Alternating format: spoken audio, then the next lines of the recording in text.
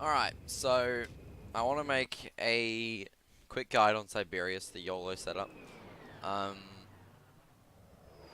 I'm going to mention a few things as I'm loading in. I'm deliberately loading in. The only buttons you're allowed to mash at the start are X and R1. The reason behind that is L1 changes camera, L2 and R2 strafe, and therefore also change the camera. And any of the trigger buttons could change weapons you have out. I accidentally changed the weapon I have out. But you want to have Rhino out into Siberia, so at the end of no tac, don't switch to decoy. That's like normally we used to switch to decoy and do a thing, but no, we want to have Rhino out. So yeah, you want to begin with, have the Rhino out and don't touch the camera. First off, straight away, you're going to hit strafe and go up left, because that gives you the right angle. That's why it's really important to not move the camera. You'll notice that puts you that way. If I kept going, I would have been able to do a wrench jump. But this point right here, and then, you know, doing the wrench jump just off it, is the point of which is the highest and the furthest to the right without falling off this thing earlier. Like, because if you do it from here, it doesn't work because you lose too much height. So it's really important that you're getting this angle at the very start, right? So strafe, up left, up right, side oh wow, okay, I got weapon lag there because I hit the wrong weapon. If I hit square properly, that would have done it. So yeah, strafe, up right, and then like that. Now, straight away, as soon as you land, you notice I did that setup very quickly, but you're going to spawn, and if assuming you're turning your camera like you should be, you're still only going to have like this angle. You're going to have to touch it a bit more and walk this way. And you want to take the angle as tight as possible without bonking into this wall. And then you go over. See, that bonked, but I want to be like over here. Now, don't touch the camera is the trick.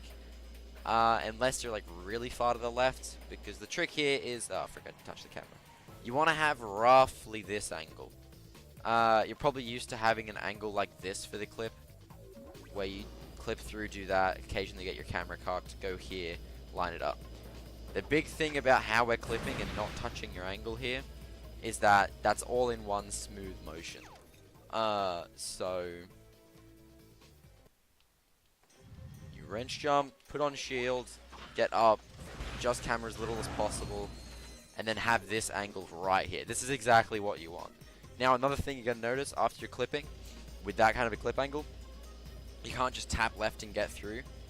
You have to tap up left, else it just does not work. So up left, and then you'll notice if you look at where Ratchet's decoy aim is, it's exactly where we put it to do the jump normally. So there's no reason to enter first person and do it, because if you enter first person, you're over here, and then you have to fix it.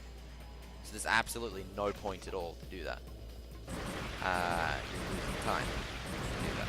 So you do this, tap through, charge and side flip. It is important for this whole strat to work, you need to do the side flip. And you need to be looking in like this, making sure you don't tap your camera to the left. You will be tapping it to the left after you get up, but that's as you charge into the second flip. So it looks like this.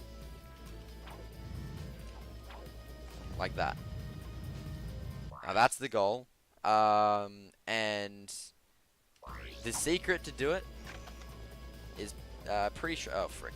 I forgot you can't walk back on the train skip. The secret to it is the side flip and that angle. That means you pop right up because you get a bit of a slope boost and you get put straight up on top.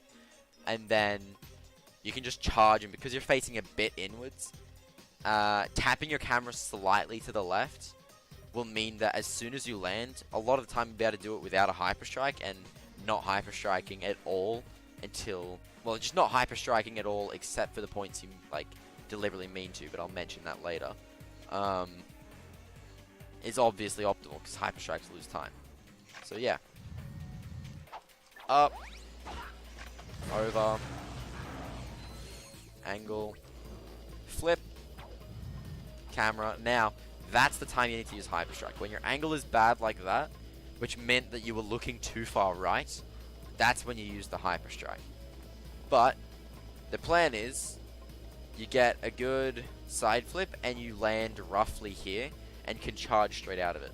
This is optimal because that means you can just do 4 straight charges from here. So 1, 2, 3, 4, and then just side flip right near the end of the last one. And then charge, 2, side flip, 2, let go, hyper strike, charge, charge, let go, hyper strike. And that's the exact movement. That's the fastest movement. Whatever, I would show you the visual cues, but it's kind of up to you. For the side flips, it's pretty much that there's some like ledges sticking out and you can use them. But for the most part, finding your own visual cues that work for you is super important. So usually you're going to end up roughly to the left of this tree.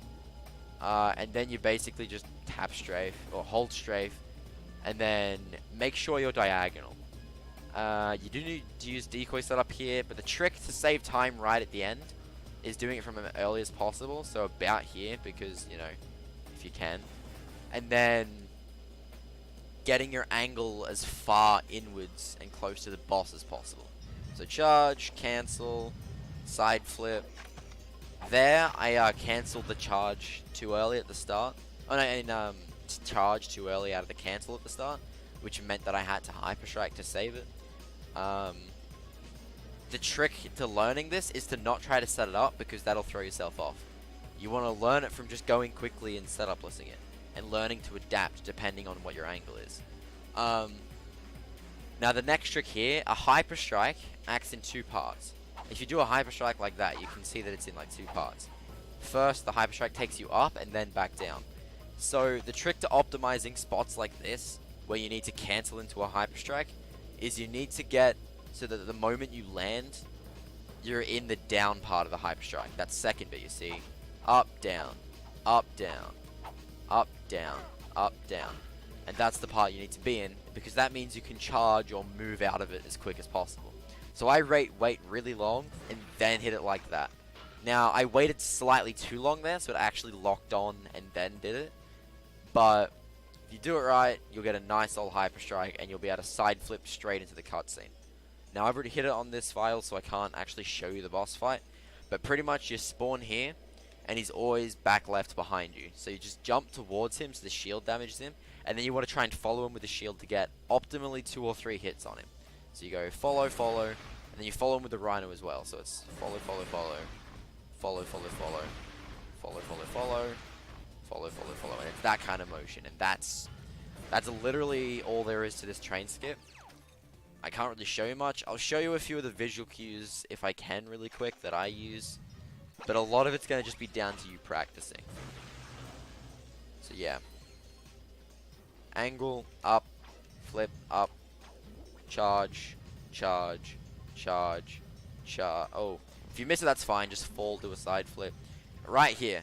I cancelled earlier to show you, but you see this lip here? If you just single jump towards it, you realize that eventually it goes up.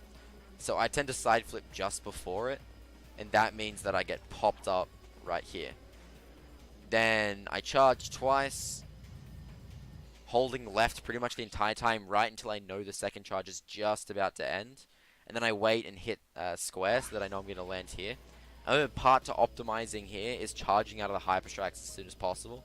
So you go charge, charge, let go. Wait as long as possible because there is a bit of a slope. You notice if you just walk this way, there's a slope, and you want the hyper strike to get up the slope.